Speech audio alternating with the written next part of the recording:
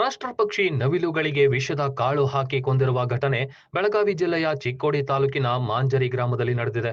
ಮಾಂಸಕ್ಕಾಗಿ 9 ನವಿಲುಗಳಿಗೆ ವಿಷದ ಕಾಳುಗಳನ್ನ ಹಾಕಿ ದುರುಳರು ಕೊಂದಿರೋದಾಗಿ ತಿಳಿದು ಬಂದಿದೆ.